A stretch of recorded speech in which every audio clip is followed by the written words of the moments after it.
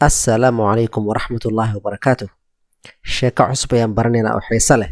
Waa sheeko Soomaali ah, waxaana loo yaqaanaa dawacadii afka dufanta loo mariyey. Sidan ayaynu ku bilaabanaysaa. Maalin maalmaha ka mid ah ayaa waxaa meel iskugu yimid xayawaanada duurka oo dhan oo libaaxana boqor u yahay. Xayawaanada ayaa waxay soo disheen neef geel ah. Libaaxii ayaa ku amray waraabihii meesha fadhiyey in uu kala qaybiyo hilibkii geelka ee la soo dishtay. Waraabihii ayaa ku jawaabay, aad ay u badan yihiin xayawaanada meeshan jooga, marka si daacadta haddii loo kala qaybiyo, nus waxaa qaadanaya xayawaanada duurka oo dhan, nuska soo haray oo geelkane waxaa qaadanaya libaax, maadaama aad boqorkeena tahay. Libaaxii ayaa wuxuu rabay in uu cuno geelkii la soo dishtay oo dhan oo keligiis uu ka dhargo, oo kadib wixii uu asaga nacay oo soo haro uu siiyo xayawaanadii duurka joogtay oo dhan. Aad ay ugu xanaaqay qaybintii waraabaha. Markaasuu hal dharbaaxo oo kulul ku dhuftay waraabihii. Hal il ayaana ka soo dhacday waraabaha. Kadibna dabacad ayuu ku amray inay neefkii geelka si daacad ah u qaybiso. Dabacadii oo aragtay waxay ku dhacay waraabaha ayaa tiri, boqorkeenow, boqorkii duurkow, neefkan dhan adiga wada qaado. Waa sida keliya cadaaladda ah, maadaama aad boqorkii duurka tahay. Garta waxay ku jirtaa in geelkaas adiga keliga aad qaadato ood cunto ood ka dharagto, maadaama aad boqorkii duurka tahay. Libaaxii oo qaybintii dabacada aad ugu farxay kuna qancay ayaa dabacadii ku yidhi, yaa sidaan kuu baray wax qaybintan aadka u fiican. Kadib ayaa dabacadii waxay tiri, ishii waraabaha ee dharbaaxada lagu dhuftay ee ka soo dhacday ayaa i bartay cadaaladda loo qaybiyey hilibka. Maalin kale ayaa waxaa dhacday oo libaaxiina meeshuu ka maqan yahay in xayawaanadii ay soo dishteen geel kale. Xayawaanadii duurka joogtayna maalintaas waxaa ugu weynaa oo kaabe u ahaa waraabihii. Waraabaha aad ay ugu xanaaqsanaa waxay dhacay maalintii dharbaaxada lagu dhuftay ee isha ay ka soo dhacday. Wuxuu sidoo kale aad ugu xanaaqsanaa dabacada ay sida wax u kala qaybisay, maadaama geelkii oo dhan ay siisay libaaxii. Markaasaa wuxuu yidhi, maanta qaybinta aniga ayaa ka mas-uul ah. Meeshan anigaa boqor ka ah, anigaana xaakim ka ah. wax ila hadli karna ma laha, si aniga aan sheego oo keliya ayaa loo kala qaybsanayaa. Wuxuuna ku xukumay in xayawaanada oo dhan ay wada cunaan, laakiin dabacada aan waxba laga siinin. Markaasaa wuxuu sameeyey hal gabal oo cadiin oo geelka kurustiis ayuu soo gooyey, afka ayuuna wuxuu u marmariyey dabacadii.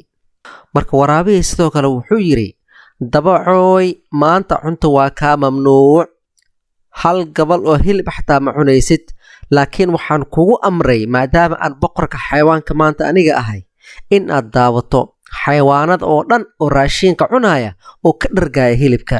Markii xayawaan kasta uu imaado oo gabal weyn oo hilib meesha uu ka qaato, ayaa wuxuu arkaa dabacadii oo afkeeda dufan badan ay marsan tahay. Mar walba oo xayawaanadii duurka mid ka mid ah uu yimaado meeshii oo hilibkii uu gabal weyn ka goosto, ayaa wuxuu weydiinayay waxa ku dhacay dabacada maalintaas oo aysan raashiinka u cunaynin.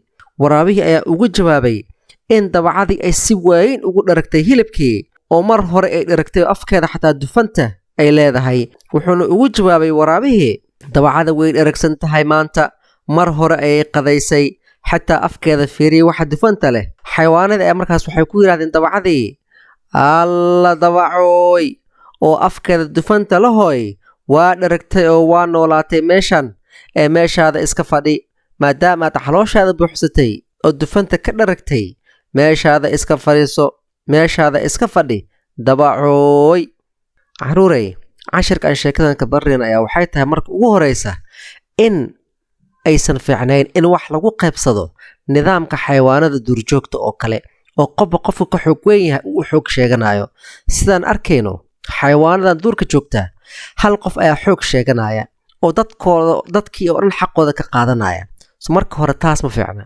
Tan labaad waxay sheegaysaa in xayawaanada qaar ama dadka qaar ay isticmaalaan dhagar si ay u badbaadaan.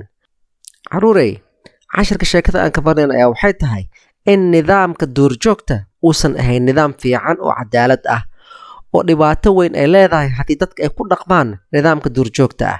Sidaan arkayno, nidaamka duurjoogta waa nidaam in lees dulmiyo, xoog leesku sheegto, qof walba xooggiisa uu isticmaalo inta kale uu dulmiyo inta kale dadka ay khiyaanaan oo been ay ku dhaqmaan marka muhiimadda waxay tahay in waxaas uusan ahayn nidaam fiican oo lagu dhaqmo in qof walba qofku ka xoog badan yahay uu xoog u sheegto oo dadka kale dhan uu ku maqooniyo oo uu ka qaato waxay xaqooda ahaa oo asaga kaligiisa uu ka dharg oo dadka kale dhan uu ka qadiyo sidoo kale waxaan ku baranaynaa in haddii nidaam noocaas uu yahay oo meel uu ka jiro nidaam qof walba qof kale xoog uu sheeganayo in dadka oo dhan ay bilaabayaan inay isdhakraan oo iskhiyaanaan oo been isku sheegtaan taas had waxaan arkaynaa in dawacadii iyo waraabihii mid walba mid kale been uu sheegaayo midka kalena uu qaybinayo kala qaybin aan cadaalad ahayn taasoo mar kale ka dhalanaysa in asagana lagu ciqaabo in cadaalad aan loo samaynin oo lagu takrifalo marka muhiimad ay cadaaladda leedahay ay aad noogu tilmaamaysaa sheekadan in dadka xataa aysan ogaan karin qofka la dulminayo marka dambe sababtoo ah xayawaano badan ayaa waxay arkayeen in dawacadii afkeeda ay dufan leedahay ayagoo u malaynayay inay dheragtay laakiin waraabihii ayaa ku takrifalay oo dulmi ayadana ku sameeyey maadaama uu xarash ugu haayay markii hore qaladkii ay ka gashay marka muhiimadda waxay tahay in noloshan duurjoogta ah uusan ahayn nidaam fiican oo uusan ahayn nidaam cadaalad ah oo dadka bini'aadamkana aysan ahayn inay ku dhaqmaan nidaam oo qofba qofka kale uu ka xoog weyn yahay uu dulminayo oo cadaalad meesha aysan ka jirin caruuray sheekadan halkan ay noogu eg tahay ilaa sheekada dambe aan ku baran doono waxaa idinkaga tegayaa assalaamu calaykum waraxmatullaahi wabarakaatu